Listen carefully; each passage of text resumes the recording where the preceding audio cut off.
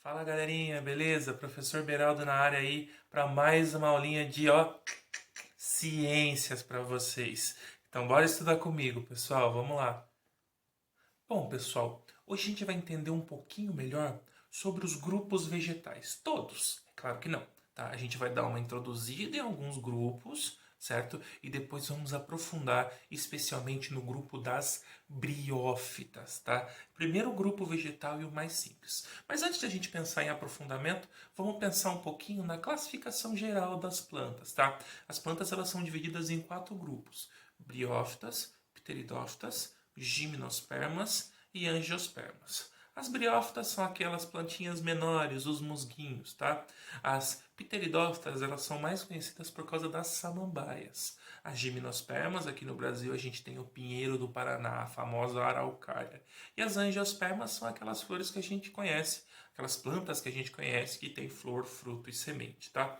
A partir disso, pessoal, dá pra gente pensar um pouquinho nos grupos gerais dos vegetais, tá?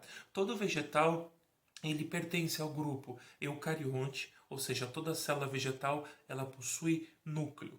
Todos os vegetais eles são autótrofos. O que isso quer dizer? Eles têm a capacidade de produzir o próprio alimento a partir de um processo chamado de fotossíntese, tá? E também esses grupos, além de serem eucariontes e autótrofos, eles são todos pluricelulares, ou seja, são formados de várias células. Até mesmo aquele musguinho bem pequenininho lá de 1 centímetro de tamanho, ele é pluricelular, ele tem várias células dentro da sua formação. A partir disso, pessoal, conhecendo todos os grupos dos vegetais, entendendo principalmente a evolução e diferenciação dos mesmos, aí sim a gente pode aprofundar nos grupos, no grupo, né, desculpa, das briófitas, tá? Então vamos para a tela comigo para tentar explicar para vocês um pouquinho sobre os vegetais como um todo e depois a gente faz uma pequena, depois a gente faz a gente dá uma pequena aprofundada no grupo das briófitas, certo? Então, bora dar uma olhadinha na tela aí com o professor, pessoal. Vamos lá.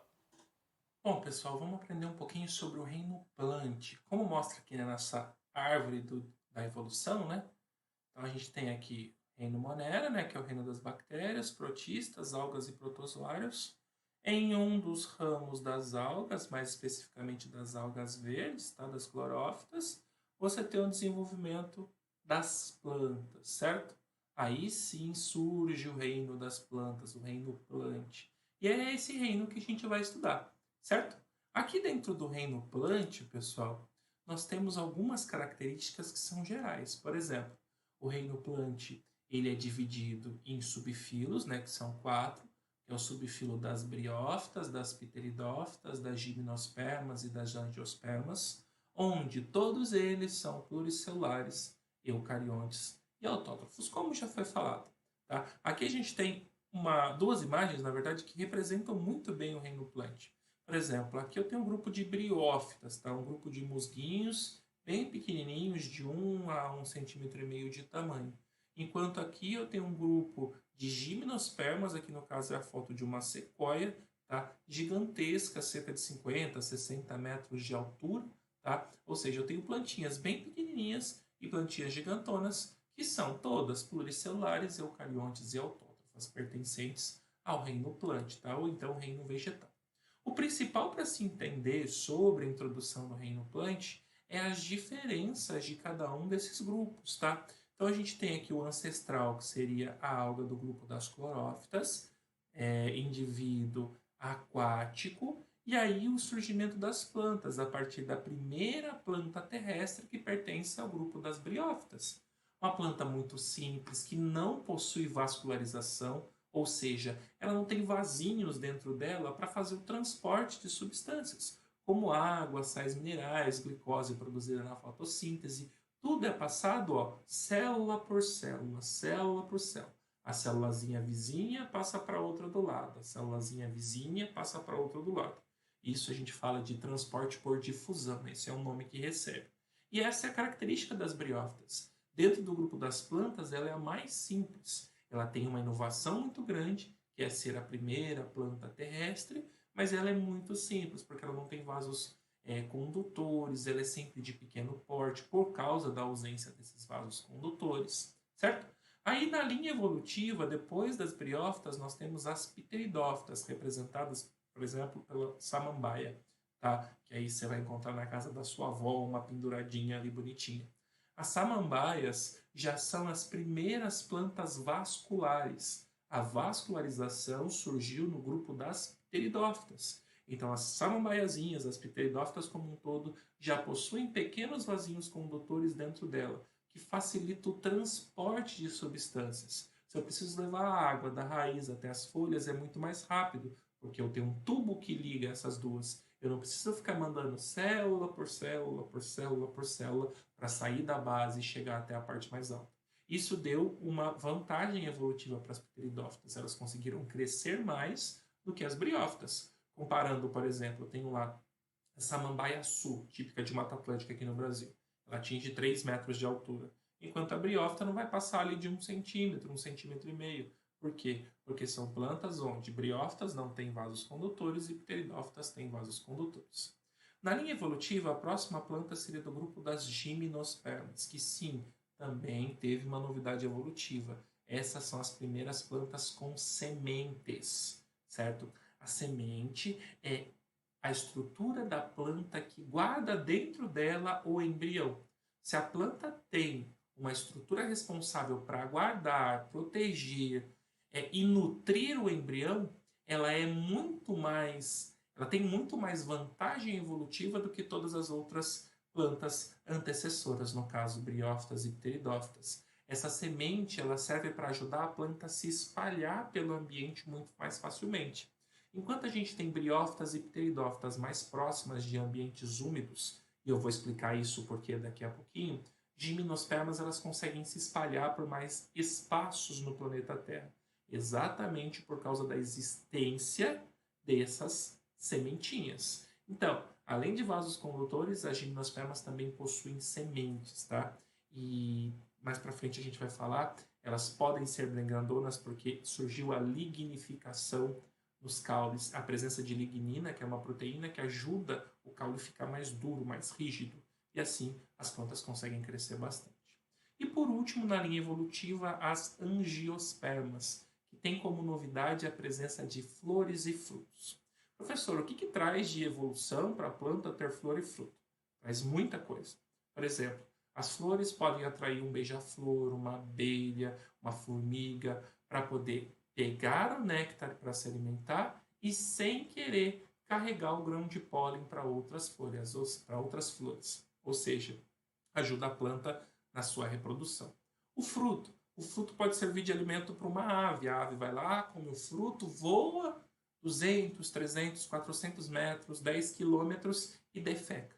Quando ela defeca, a semente desse fruto que ela comeu sai. Saindo, ajudou na dispersão da planta. Ou seja, isso são mais novidades evolutivas que fazem com que as angiospermas seja o grupo vegetal mais espalhado no planeta Terra. Você encontra muito mais angiospermas no planeta do que gimnospermas, do que pteridófitas, do que briófitas. Isso tudo está relacionado com essas características evolutivas que as mesmas adquiriram ao longo do tempo.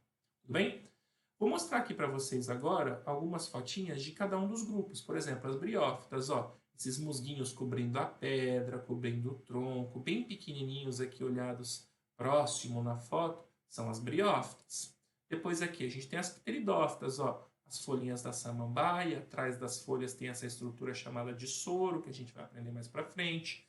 Aqui está o báculo, que é como a folha da samambaia vai desenrolando no momento que ela está brotando.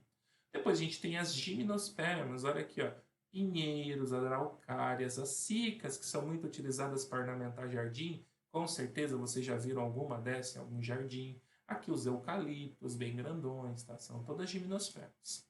E angiospermas? Temos plantas com flores, com frutos. Olha o guaraná que bonito. Aqui todas as cerejeiras bem floridas, tá? Flor e fruto, aqui no caso semente, mas características evolutivas das angiospermas. Tudo bem, pessoal? Essa é uma forma bem geral de conhecer o reino plant. Essas são as características gerais. Agora, especificamente, vamos conhecer um pouco melhor o grupo das briófitas. Tá? Esse é o grupo das briófitas. Olha aqui, as mesmas fotinhas que eu mostrei anteriormente para vocês. Vamos conhecer os musgos.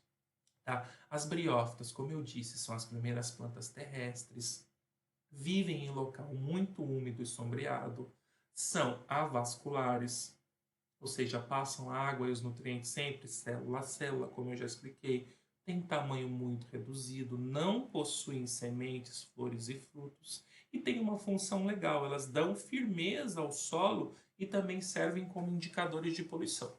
Como assim dão firmeza? Se você tem um solo um pouquinho mais lamacento, um pouquinho mais úmido, a tendência é que você afunde quando pise nele, tá? Mas os musgos, como eles vão se espalhando, eles deixam esse solo mais firme, deixando as partículas do próprio solo mais unidas, o que faz com que ele aguente um pouquinho mais de peso. Tá? E eles também são chamados de indicadores de poluição porque os musgos eles só vivem em ambientes ricos em oxigênio. Tá? Se o ambiente for muito rico em gás carbônico, ele não vai conseguir se desenvolver. Tá? Isso são as características gerais das briófitas em específico. Tá, gente? Agora a gente está aprofundando nas briófitas. Aqui eu tenho a anatomia, a estrutura geral de uma briófita. Eu vou dividir o corpo dela, ou a estrutura dela, em duas partes. A parte de baixo, aqui, ó, a gente chama de gametófito, enquanto essa parte de cima a gente chama de esporófito. No gametófito eu vou ter o filoide, o cauloide e o rizóide. Professor, é tipo a folha, o caule e a raiz? É tipo isso. Só que elas têm outra origem embrionária, por isso tem outro nome: filoide, cauloide e rizóide. E na parte esporofítica, aqui no esporófito, a gente vai ter a haste, a cápsula, e dentro dessa cápsula guarda-se os esporos, estruturas relacionadas com a reprodução das briófitas, que por sinal é o que a gente vai ver agora. Eu preciso que vocês aprendam como uma briófita se reproduz. Bom, pessoal, aqui a gente tem uma imagenzinha que mostra neste lado um gametófito. Lembra que eu acabei de mostrar a fase do gametófito? O gametófito masculino, olha o símbolozinho de masculino aqui, e o gametófito feminino, olha o símbolozinho de feminino aqui. Dentro do gametófito masculino tem um gameta que a gente vai chamar de anterozoide. Esse aqui, ó, flagelado, ó, que tem esses flagelinhos, é o anterozoide, o gameta masculino do gametófito da briófita. Enquanto aqui, ó, eu vou ter o gameta feminino, chamado de oosfera. Tá? Esse é o gameta feminino do gametófito da briófita. Nesta fase, com a ajuda da água, o anterozoide, que é o gameta masculino, vai até a oosfera, que é o gameta feminino, e faz a fecundação. Por que com a ajuda da água? Porque esse anterozoide aqui é um gameta flagelado, ele precisa de um meio líquido para conseguir nadar até a oosfera, certo? Até onde fica o gameta feminino. E, por exemplo, no momento de chuva ou na borda de uma cachoeira, a água vem, bate aqui no anterozoide e respinga na oosfera, fazendo com que o anterozoide vá chegar até a oosfera e faça a fecundação. Fez a fecundação, aconteceu a reprodução sexuada. Tá? Reprodução sexuada. Tudo bem? Da fecundação aqui da junção do anterozoide com a oosfera, vai nascer um embrião e esse embrião vai se desenvolver. Imagina no quê? No esporófito, que foi aquela outra estrutura que a gente viu lá na parte que explicava a anatomia, tá? De uma briófita. Dentro desse esporófito, ou esse esporófito é formado por uma haste e uma cápsula, e dentro dessa cápsula a gente tem um montão de esporos. Esses esporos são liberados, eles caem com a ajuda do vento, e ao caírem no solo, cada um desses esporófitos vai se desenvolver num novo gametófito. Nesse momento, como não existe a junção de gametas, não tem gameta feminino e gameta masculino aqui, a gente fala de fase assexuada da reprodução. Por que a gente chama de fase assexuada da reprodução? Porque os esporos sozinhos produzem os novos gametófitos, não precisou juntar gametas. Então, aqui no caso das briófitas, elas vão se reproduzir por um esquema que a gente chama de alternância de gerações. O que isso quer dizer? Uma fase é sexuada e outra fase da vida é assexuada. A fase do gametófito é sexuada. A fase que tem o esporófito é assexuada.